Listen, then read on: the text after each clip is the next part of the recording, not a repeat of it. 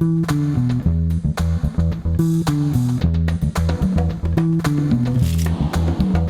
in the 1960s, before Face the State, we had a program on Sunday mornings called Congressional Report. It was hosted by Tom Eaton. In this clip from 1967, Tom led a discussion about space and whether spending taxpayer money on exploration was wise. And one of our guests, a congressman, is the grandfather of two Hollywood actors. On Congressional Report today, we're going to be talking with three of our congressmen. Senator Dodd won't be with us today because of other commitments.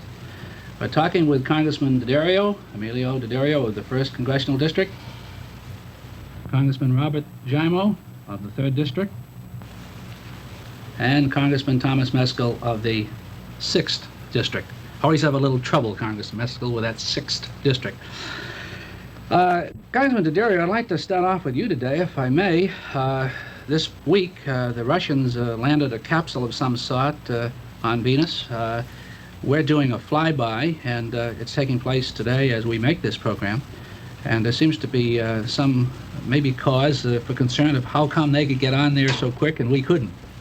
Well, Tom, you know that we've been concerned about where we have stood in this whole business of space and where the Russians, in fact, are.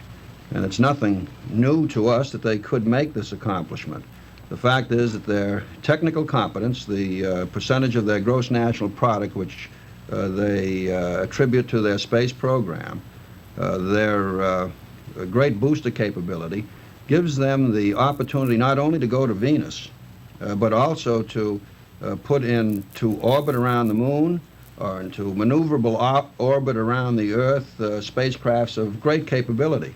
And it is in this concept that we in the committee have shown concern, not only to have a Voyager which has been taken out of this budget so that it could land on Venus and give us some of these capabilities and some programming for the future in space, but also to do those things which are necessary in near-Earth orbit because these could have severe security implications. And we have stressed this time and time again. But unfortunately, in the list of priorities and those things which we believe we shouldn't or should not do, the space program this year has come under the gun, so to speak.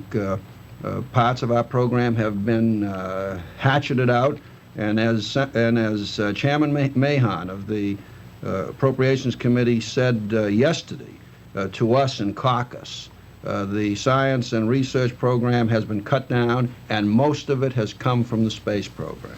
Well, will this new achievement by Russia perhaps give us another look at this? Do you think they'll take another look at it now? No, I don't see that it will, but I do think that it, and I don't think that it ought to. We ought not to start and go and come and retreat because of what the Russians do.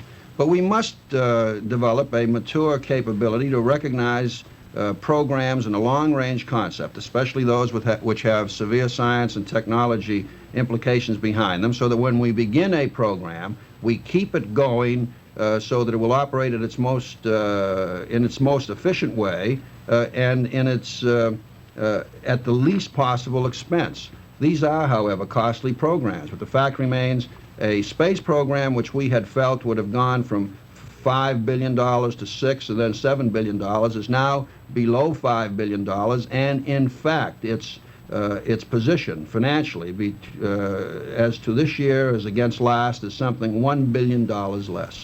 The Russians say that they will share with us this information that they got. Are they doing this? Will they? We have, in our past relationships with the Russians, found that in certain areas, such as this, that they are very cooperative, and they do share information. In other areas, not. I think they will share their information with us here, and I think it will be helpful to us. Congressman Meskel, do you want to react to that? Well, I would only like to say that this points up once again the effect of this war in Vietnam, the fact that it's costing us 25 times as much as the Russians. Gives them this advantage as far as the amount of money which they can put into this. Are you saying that if we weren't as thoroughly committed there, we could use some of this money for this purpose? Well, that would indicate that I don't think we should be committed. What I'd like to point out is that it's to the Russians' advantage to keep this war going as long as they can. This has been pointed out before. Some people in the State Department have indicated that the Russians would like to get out of this war.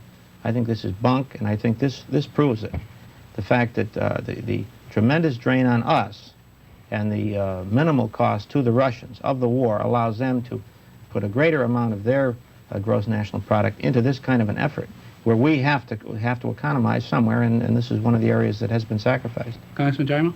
Well, of course, I disagree with what Congressman Meskel has said. I think we've got to evaluate our own programs on our own needs, and we have to make determinations as to whether or not space is important to us, whether or not many of our programs are important to us. I frankly think they are. I think space is. I think the Russians are going to demonstrate new advances, for example, as Congressman Daddario said. I think they're going to do that this year. And I think we in the United States are going to have to decide what we want to do in space and then stick to it. Now, the Vietnam War, which everyone blames and which certainly is to blame for the fact that we find ourselves in this financial situation which we're in at the present time, is the reason why we're running short of money to do many of these things.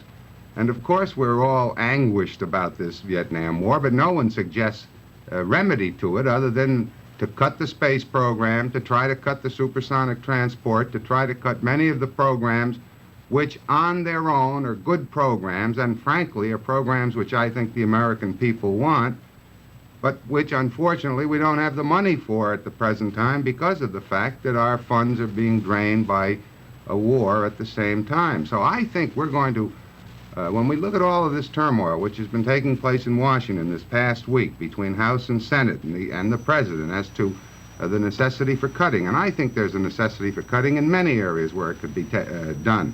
But when we look at all of this turmoil, what's underlying this basic fact, which people are not talking about at the present time, Tom, is that we do not have enough money to do all of these things, and we have definitely and seriously got to make two decisions. Do we want to continue programs which are good programs like the space program or like the supersonic transport or many of these other programs?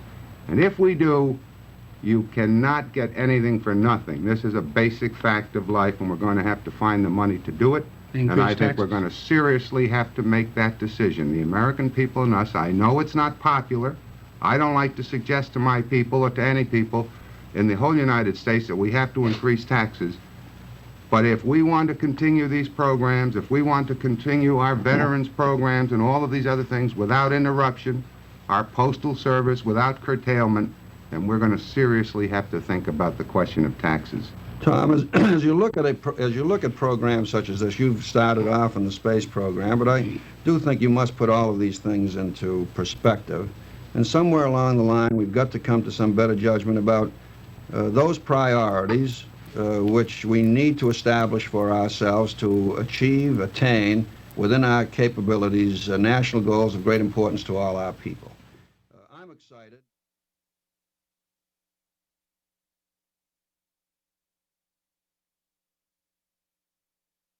Father of Alexandra Daddario and Matt Daddario, actors who you may see in several programs out right now. Thanks for watching Face the State on this Sunday morning. Enjoy your day. Our next news is tonight at 6:30.